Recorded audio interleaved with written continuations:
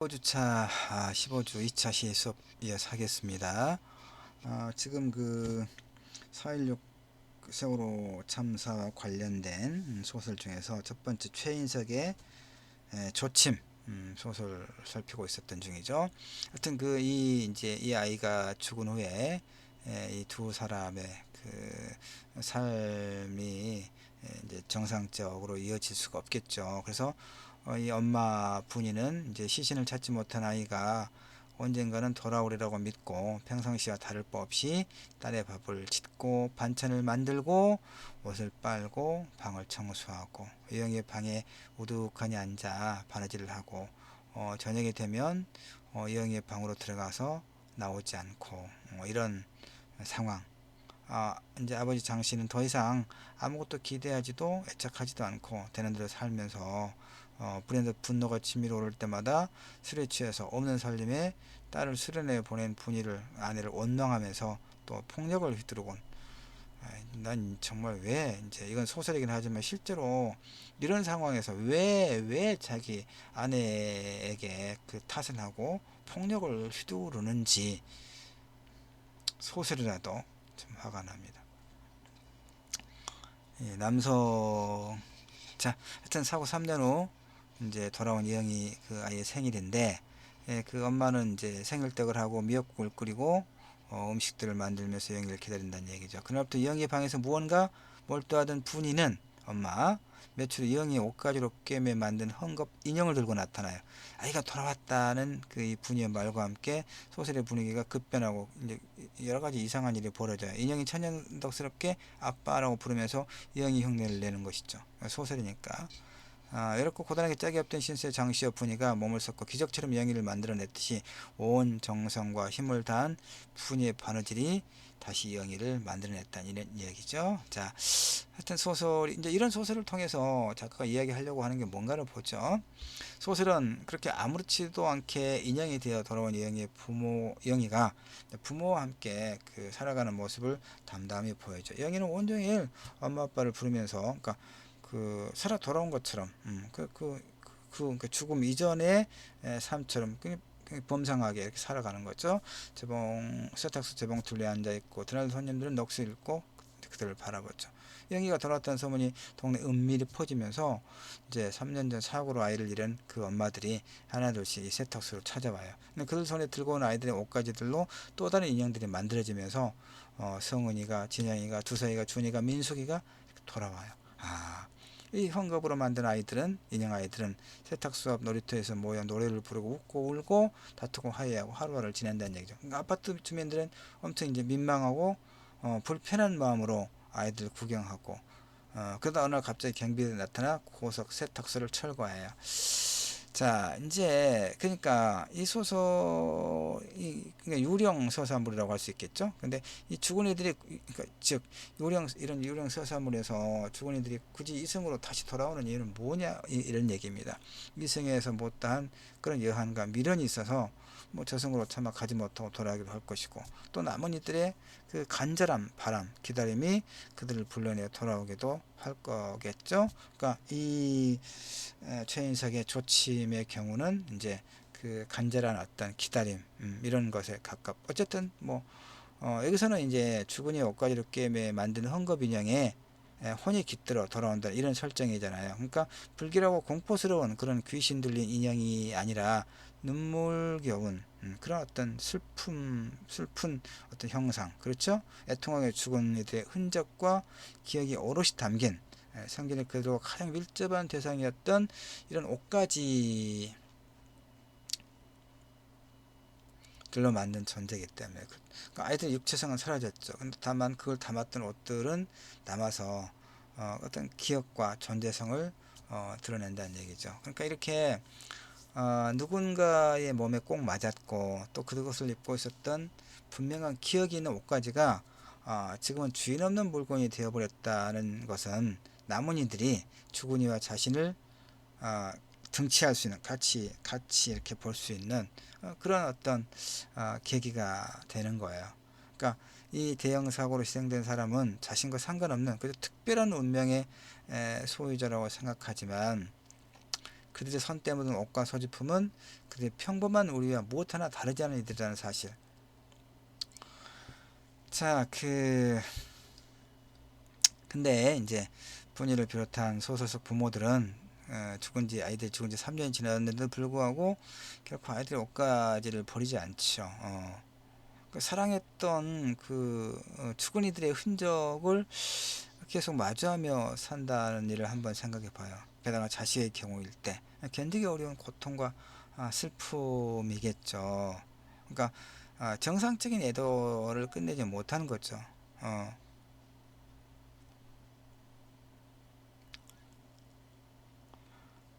그래서 아무것도 아까도 얘기했지만 서로 관련해서 정말 해결된 게 아무것도 없어요. 아무것도 없죠. 그러니까 그 뭐 한 2년 전에 내가 한 2년 전에나 3년 전에는 이제 서울에 뭐 이런저런 집회 시위 뭐 토론회 이런 것 때문에 좀 많이 갔었는데 뭐 국회에 들렸다가 이제 택시를 타고 다른 선생님 몇 사람이랑 택시를 타고 광화문 광장으로 갑시다라고 택시 기사에게 말했더니 택시 기사 양반이 아직도 그 사람들 뭐 그러고 있나요? 뭐 이런 식으로 이야기를 하더라고요. 그러면서 뭐 보상금도 몇 억씩 받았다면서 이제 좀 그만해도 되지 않을까요? 뭐 경기도 어려운데 정말 내가 꼭지가 돌아버릴 뻔해서 그래서 너무 분노해서 그 운전기사를 정말 아주 죽일 듯이 내가 이제 이렇게 막 흥분해가지고 자제가 안 돼서 택시 안에서 막 악을 고래고래 쓰고 그랬던 기억이 새로워요. 아니 그 아이들이 죽고 나서 일정한 그 피해에 대한 보상 금을 받는 것은 무슨 뭐 잘못이나 수치나 죄가 아니에요, 여러분. 그건 지극히 당연해요. 그건 당연한 겁니다. 근데 이제 보상금 받았으니까 그만하지 라고 하는 거, 이건 그렇게 죽은 사람들과 그들의 부모들, 가족들에 대한 공감 능력이 전혀 없는 그런 아주 못된 사람들의 사고 방식이죠.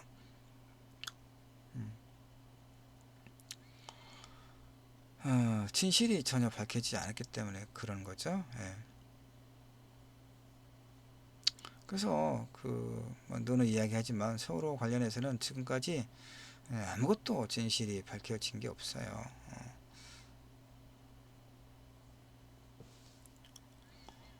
자, 그래서 이제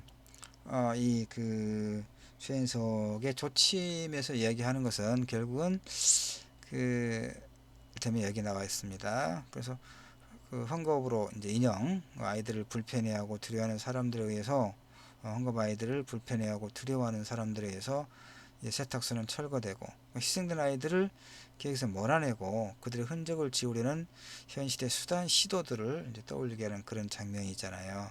그러니까 애초에 이 장식 가족이 그들과 함께하는 아파트 주민이 아니라 아파트 단지 가장자리에 뭐가 집을 짓고 산다고 하는 이 소설의 설정은 이 사람들이 사회적으로 소외되고 가난한 약자들이었음을 의미하죠. 그런 장식 가족에 대한 동정과 연민의 그래서 유통기한이라고 하는 것은 그리 오래가지 않죠. 헝거바이로 상징되는 불행은 마치 전염되기라도 하는 것처럼 이제 꺼려지고 배척된다는 얘기죠. 그러니까 자신이 직접 겪지 않은 기억은 아무리 아픈 것이라도 쉽사리 휘발되어 사라져요. 또는 왜곡되고 정상과 일상으로 돌아가자는 그런 무신경한 전혀 공감 능력을 이제 공감을 상실한 이런 말들로 비극을 봉합하거나 또 이제 망각하게 되죠. 그러니까 그런 상황에서는 희생자 유족들은 비정상과 비일상의 존재들로 이제 비웃음을 받는 거예요. 타인의 고통과 불행은 서둘러 밀어내거나 치워주고, 왜냐하면 불편하다는 거죠. 불편한 거죠. 불편해.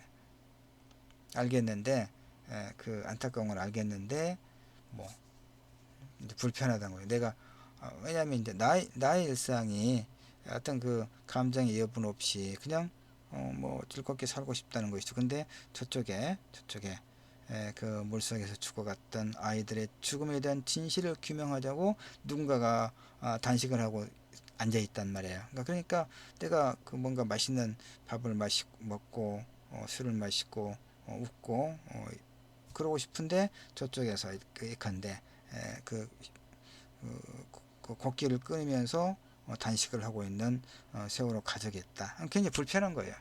그러니까 이제 그만하자라고. 이제 이 정도 내가 설명하는 것은 그야말로 이제 그나마 그나마 하여튼 뭐 표현을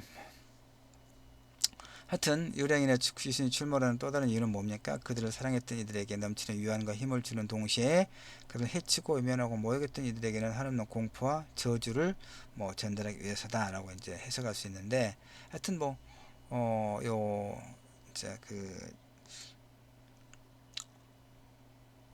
최인석의 그 조침이라고 하는 소설이 대강 알겠죠. 하여튼 그 바느질 아이들이 입었던 옷을 가지고 인형을 만들고, 그래서 인형이 이제 죽었던 아이들이 살아 돌아온 것처럼 이제 인형 아이들이 이렇게 놀고, 그러니까 마을 주민들은 그 미혹과 불안과 불편한 시선으로 그들을 보다가 이제 그 쫓아내고, 이런 것들이 현실에서 그 4.16의 그 세월호 참사의 어떤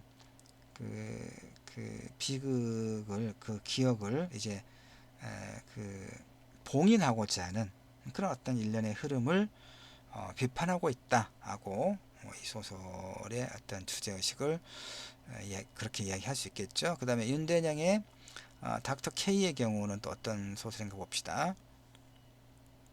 윤대냥 소설은 이제 어떤 그의 소설, 대부분의 소설에서 어떤 그 이야기 구조를 취하고 있냐면, 한 인물이 여행을 떠나고 여행을 떠나서 이제 누군가를 만나고 뭔가를 경험을 하고 다시 집으로 돌아오는 소위 여로형 이제 구조를 취하고 있거든요. 그런데 이제 이 닥터 K의 경우는 또 어떤 소설이냐면 50대 초반의 신경정신과 전문의 K가 이제 이 소설의 인물입니다. 근데 대학 1학년이었던 딸을 이제 사고로 잃은 그런 이제 그 트라우마를 가지고 있어요. 그래서 딸에게 유난스러웠던 아내와는 달리 동아리 회원들과 강으로 래프팅을 떠난다는 것을 흔쾌 허락했지만 이제 급류에 휩쓸려 이제 이 딸아이가 죽는 일이 있었다는 얘기예요. 그 사건 이후에 대체로 실제로든 이제 소설들을 보면 되게 그렇습니다. 이런 경우에 그 부부 간의 관계가 파탄이 나거든요. 왜냐하면 그 이제 공통의 비극 속에서 어떤 책임감 또는 죄책감 이런 것이 이제 그것을 상대에게 또는 스스로 자학적 심리 또는 상대에게 투사한 이런 것 때문에 정상적인 삶을 살지 못하고 뭐 이제 어떤 한 사람이 뭐 자살을 하거나 이혼을 하거나 이런 아주 비극적인 상황으로 남는 경우가 상당히 있어요. 그래서 이제 하여튼 이 소설에서도 그 이제 1학년이었던 딸아이가 이렇게 사망했지요. 그래서 아내와의 관계가 파탄나고, 그래서 이제 그 K라고 하는 신경정신과 전문의는 알코올 중독자나 다를 바 없이 하루하루를 환멸과 무기력에 빠져 보낸다는 얘기죠. 그래서 딸의 사주기를 보낸 다음날 진료를 하고 있는데 세월호가 침몰 중이라는 뉴스를 들어요. 그래서 이제 다시 악몽이 아이와 아이의 사망과 관련된 그런 악몽에 잠을 못 이루는 상태가 돼요. 그래서 서울시청업 희생자 임시합동 분향소에 조문을 가서 딸은 물론 300명이 넘는 그 어린 생명의 죽음에 자기 자신이 이렇게 연루되어 있다는 생각을 하게 돼요. 그래서 이제 그날 오후에 세월호 참사로 사촌 동생을 잃었다는 그 여자 대학생을 진료하다가 자신이 도저히 더 이상은 환자를 돌볼 수 없는 상태라는 걸 깨달아요. 왜냐하면 그 자신이 이제 이런 어떤 그 진료를 받아야 할 그런 어떤 그 심각한 트라우마 이런 상태가 된다는 얘기죠. 직접적인 원인은 딸의 죽음에 따른 그런 어떤 트라우마지만 이걸 촉발시킨 계기는 이제 세월호 참사라는 얘기죠.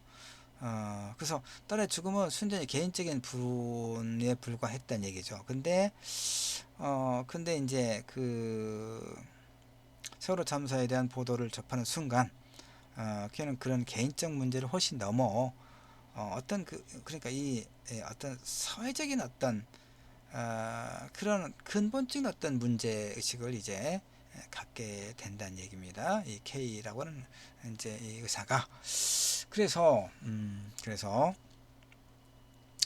이제 소설 쭉 보면 이 부분은 내가 이제 좀 그냥 길고 그래서 그 형광색으로 이렇게 칠해 놓지는 않았습니다. 그냥 한번 뭐 읽어보면 될 것 같고요. 하여튼 이런 저런 이제 그 소설에 줄거리가 있고요. 그래서 이제 그 뭐 분향소에서 K는 이 모든 죽음들 뒤에 자신의 어떤 그 타협과 묵인이 있었다라고 이제 생각해요. 그래서 그 하여튼 K는 고작 그 무능력과 무고함을 증명하는 그 연민의 차원을 넘어서 세월호 참사라고 하는 그 집단적인 죽음의 원인에 그 스스로가 무관하지 않다는 그런 어떤 그 일종의 죄의식이라고 할까 이런 것을 이제 많이 갖게 됐단 말이에요.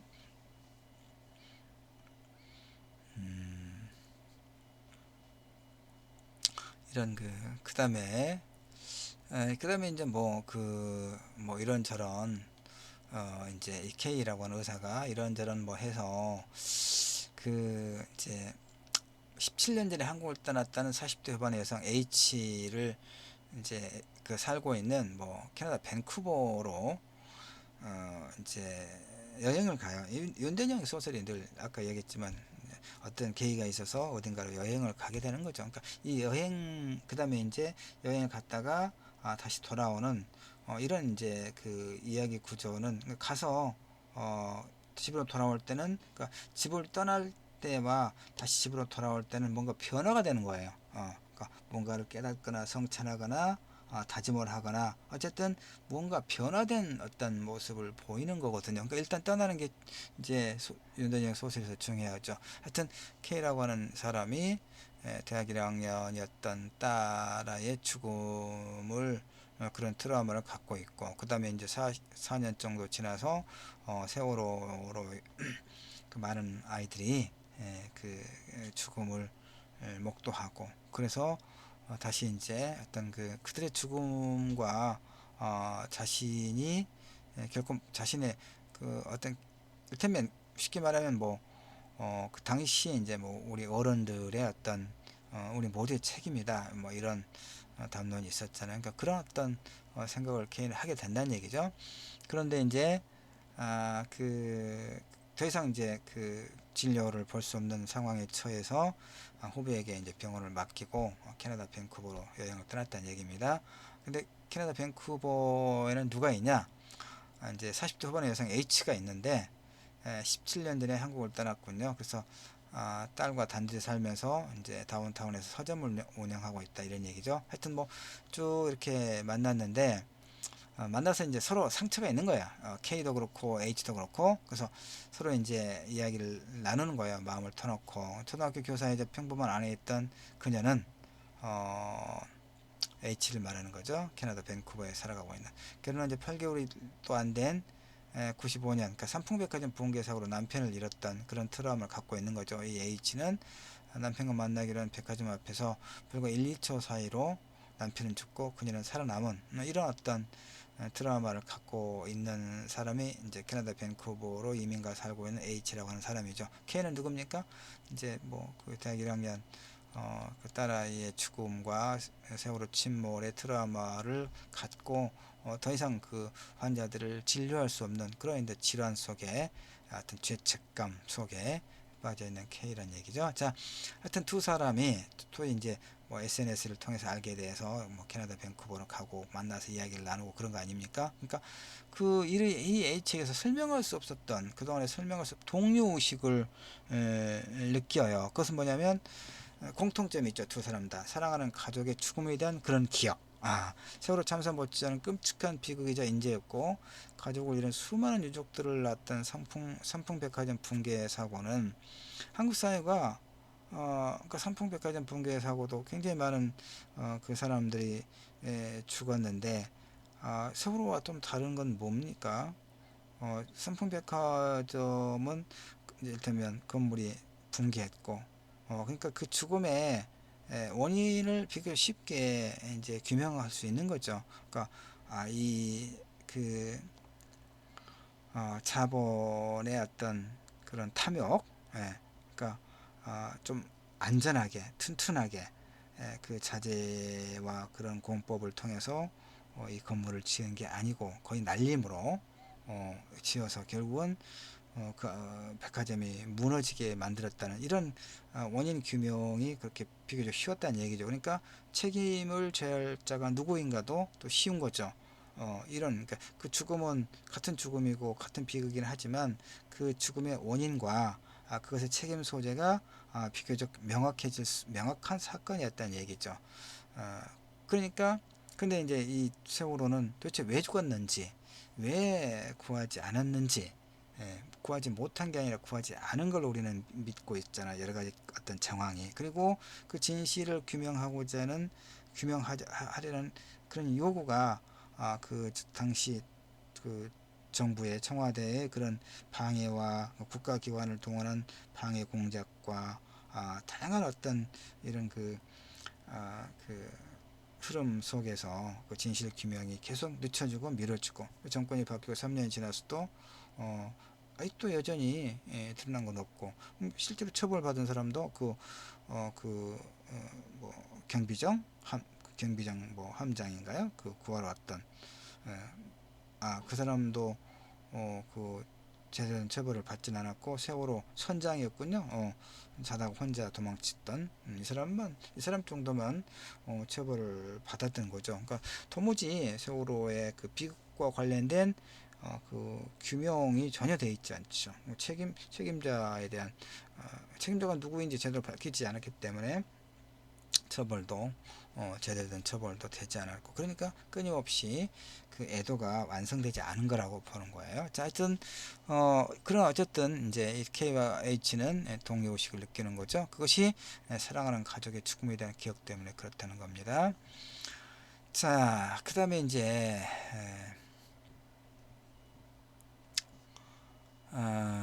자, 그 딸의 죽음을 그저 개인적인 운명으로 그렇게 했겠잖아요. 이제 그 캠프에 가서 이렇게 죽었다라고 하는 것은 개인적인 어떤 비극 있잖아요. 근데 세월호 참사와 또 이제 H 삼풍백화점의 그 트라우마 비극 남편이 눈앞에서 죽어갔던 그런 사연을 통해서 비로소 그것이 집단적이고 사회적인 죽음에 속하는 다는 것을 알게 돼요. 그러니까 그들이 불쌍해서가 아니라 그들이 죽어가는 동안 무력하기만 했던 그러니까 이 인터넷과 그 텔레비전의 보도를 통해서 그 아이들이 죽어가고 있음에도 불구하고 내가 가서 그들을 구할 수 없는 무력감. 그 가족은 어떻게 했겠어요? 전혀 관계가 없는 이제 이런 뭐 나 같은 평범한 사람들도 정말 너무 힘들어서 엉엉 울고 예.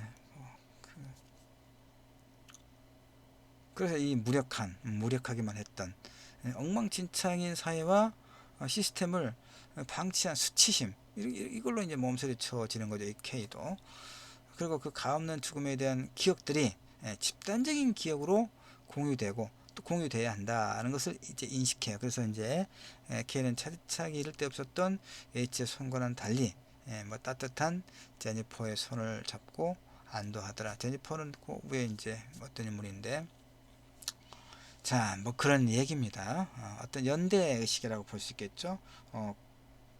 공통의 재난과 그 이후의 트라우마를 이제 제대로 치유하지 못하고 있는 사람들 간의 어떤 연대 그리고 그 개인적 비극이 아니라 어떤 사회적 시스템의 부재에 의한 비극이라고 하는 그런 어떤 인식 이것이 윤대정 소설 닥터 K의 경우에 나타나고 있는 어떤 뭐 주제의식이에요. 자, 그 정도로 하면 이 부분은 될 것 같아요. 자, 좀 길어서 쭉 넘어갑니다.